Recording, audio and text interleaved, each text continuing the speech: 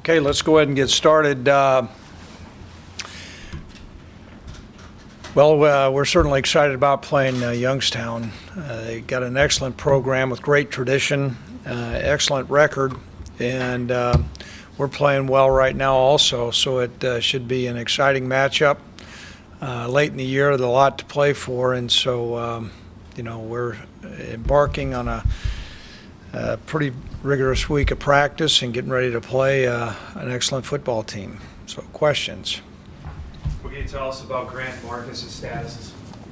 Well, I released a statement last night. It's probably about accurate too. I think Grant, from what we understand, has got an ACL tear, and so he'll, more than likely be done for the rest of the year in his career, unfortunately. But I think we'll get some, I don't see that changing, Dom.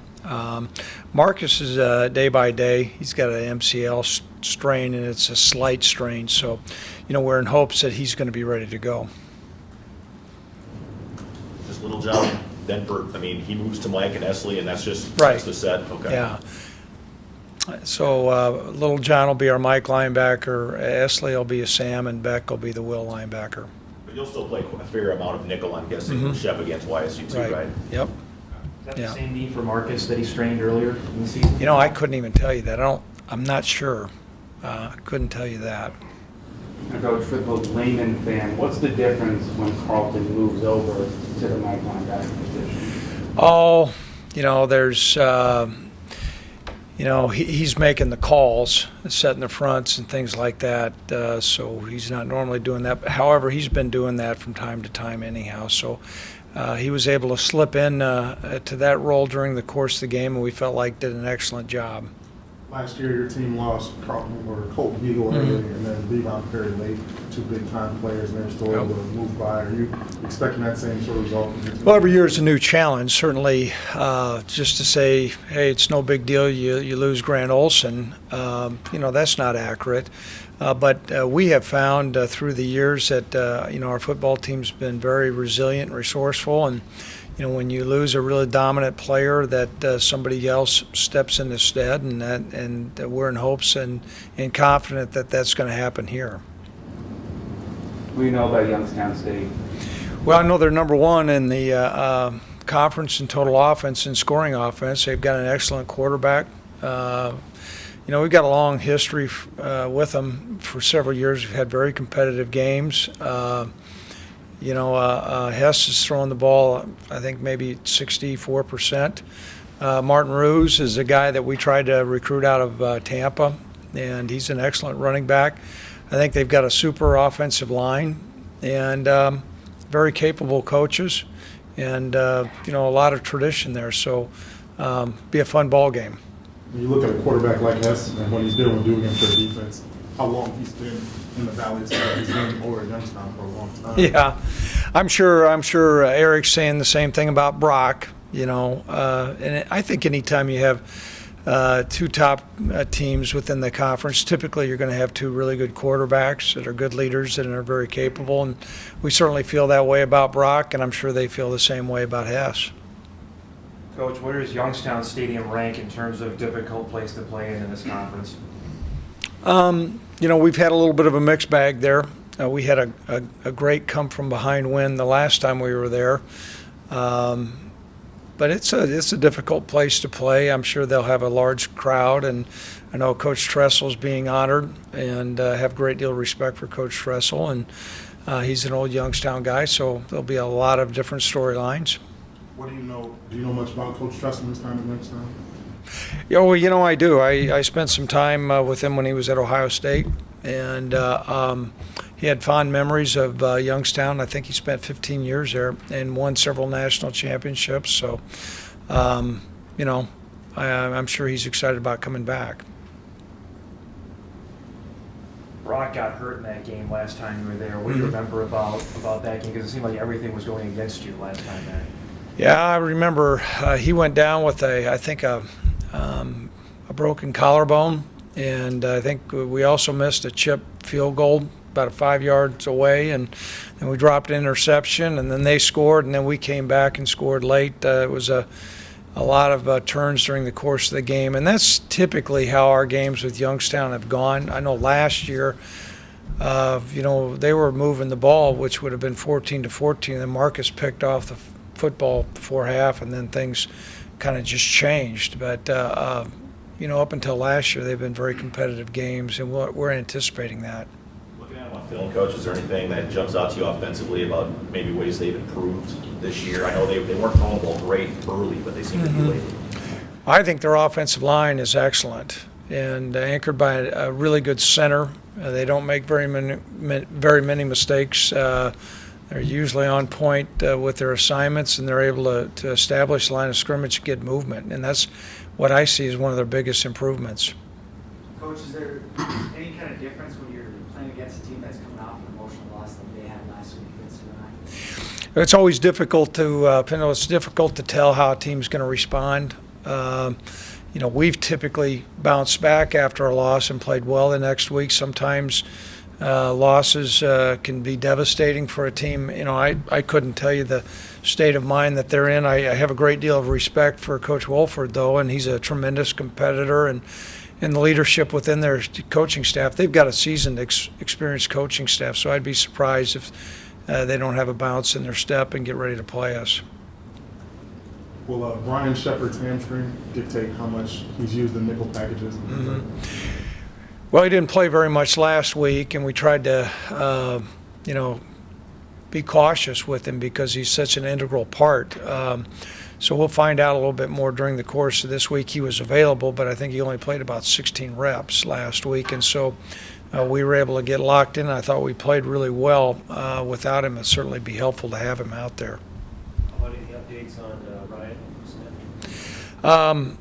We would say it's optimistic. I don't know if that would be the right term, Kevin, but he was available last week, and we were going to use him in an emergency, and it never came about. And so by not playing him, hopefully with a couple more days rest, that he's going to be fine. Now, you ask him, he's 100%, he's fine. That's just the type of guy Ryan is, but we'll have to take a look at him. But I would say that it'd be likely that he would be at full speed. Do you have any idea of the chances Marcus will be playing? Yeah, I'm hopeful also, but I would think Ryan would be more probable than Marcus. It's just difficult to say right now. It's Monday, and we'll find out a little bit more at tonight's practice, and we'll go from there. Have you had a chance to sit down with Grant? I mean, I know it's got to be disappointed. How's he doing otherwise? Yeah, I have, and it's hard. It's not an easy thing. There's no words that you can say. Grant has thought about going into coaching, and he didn't want it to be on this timetable. And so it's hard for him, though, and I think every day, it's starting to sink in more and more that, well, heck, my career's done.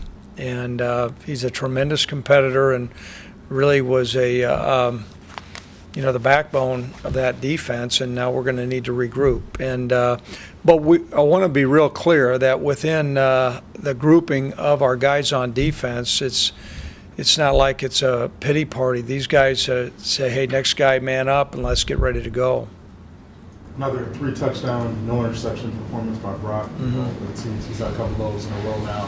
A stretch of his efficiency. Is his quarterback play as good as you've seen? Yes, and I appreciate you bringing that up. I thought he's played really well the last couple games, and put the ball where it needed to be. And certainly, I think the touchdown pass on the 3rd and 22 was an exceptional pass. I mean, that was a dart, and he made a correct read on it, and he's operating our offense at a real high level, getting us in and out of plays, and he's playing very well with a lot of confidence. And I think certainly the offensive line play helps. The ability to run the football with our tailback position helps. There's times that we utilize Brock in the running game, and then having some very capable receivers makes a big difference for him as well. Are you a little surprised about how Zach Braun is finding ways to get open each and every game?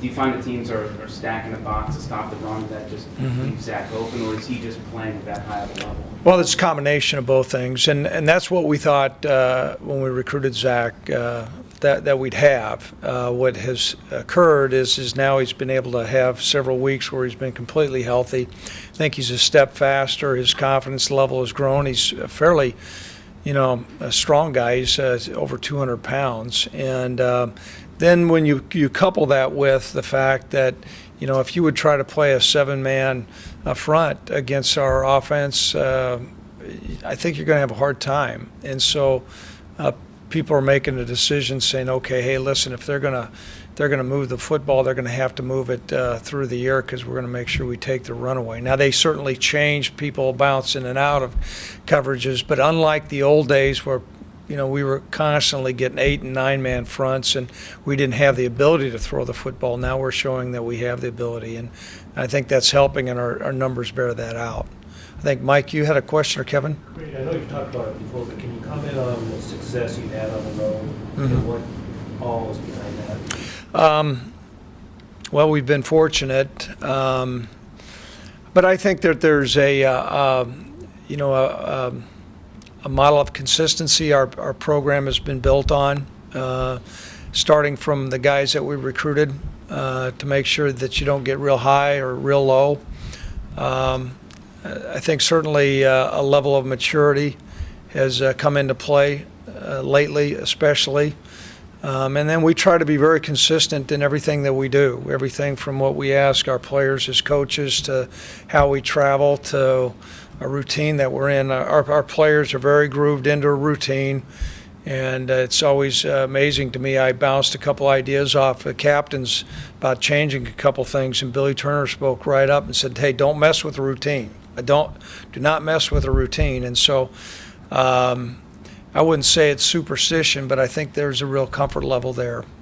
Coach, are you guys going to address what's at stake with this game, the Missouri Valley Conference title and possible clinching of the home field advantage to the playoffs?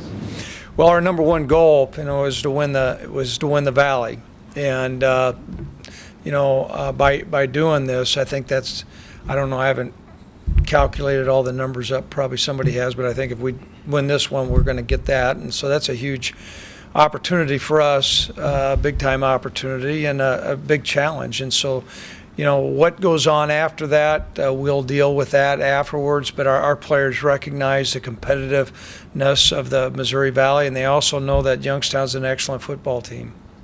Do you watch the scoreboard and see how other teams are doing around the country at this point of the year? Or, the cliche is one game at a time, but Yeah, a little bit though. A little bit. You're looking at potential seedings and things like that. You take care of the business that you have, but you start to look around and see, okay, who's winning and who's losing, because that does have an impact on seeding. And I think everybody in this room recognizes you get the Fargo Dome at home during playoff time. That truly is a 12th man. Will you notice, I guess, maybe the guys, if there's something off with them during practice this week and have to address it in terms of they feel if this thing with Grant lingers with them to get an edge knowing what you need for Saturday's game? Well, I think the first thing we've done is met with our captains about that, and Grant's been really good about it too, because everybody recognizes that here's a guy that, strong leader, and how do we reshape our football team, and what are the steps we're going to need to do. And so but I think we've got a mature coaching staff as well to address that. But moreover, beyond our captains, we've got a lot of seniors who played a lot of football, and everybody's very mindful of the contribution Grant has given. They're also mindful of what opportunities we have out there and what challenges we have. Coach, what are your secondary options? If Marcus can't go and Shep's a little bigger, and obviously Britton Pierre's a little bit hindered. Well, opposite C.J. Smith, Jordan Champion's another corner that's out there. And then, I really think it's going to come down to those two guys would be our first two options. Are Tucker, G. Tucker, or DeLuca, or either one of those guys anywhere near ready to play linebacker reps in the Valley if they had to? Yeah, we think so. They're just not at the same level as those other guys. Yeah. Go ahead, Kevin. Yeah, what's Grant's role now? Do you see him as becoming kind of a coach now? Well, we're gonna let Grant feel his way out. I think there's a tough transition he came up to me and said, how did it occur to you? And I said, well, I had broke my leg, I hurt my shoulder, and Coach Osborne hired me as a coach. What's different here, I was a third string guy at Nebraska, and he's a All-American that's been playing. So it was a little bit easier transition for me. So I know he's really thought about coaching a great deal. The NCAA allows us to do that since he's an undergraduate right now. And so we'll kind of just see how it goes with him. In these next few games, you kind of see him on the sidelines. Yes, yep, and we talked about that. The skill set that he brings, he's a really unique player as far as how he sees things. And I meant that, wholeheartedly. He's the smartest football player that I've been around.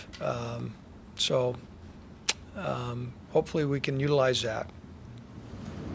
Coach, you ran some hurry up early in this game last week. Was that something you saw on tape from them, or is that something you just wanted to see? No, we've been doing some of that in practice. I think we did it early in the year, maybe against Delaware State, but we practice it from time to time, and we thought it would be something just to interject, and so we tried it. And how much we do in the future is going to be somewhat contingent upon how other teams are looking on tape and where we're at as well. I think it's important to have. We're certainly a time of possession offense, but there's going to be times when we'll need to be in a hurry-up mode, and so it was a good opportunity to utilize some of those plays. Was this a game, I know you were worried about the next one, but even back in the preseason, you said this one, this late in the year, there's going to be a lot at stake on this one. Well, you kind of looked at things. However, there's lots of surprises as you go through. I think if anybody would have picked to see where the University of South Dakota's at right now, I think that would surprise some people. But there's no doubt Youngstown last year coming into the game, I think we were 1 and they might have been 3. And I've got a lot of returning players. And I think anytime you look and say, does the club have a returning seasoned veteran quarterback? And if they do, with the makeup of some other guys, then you say,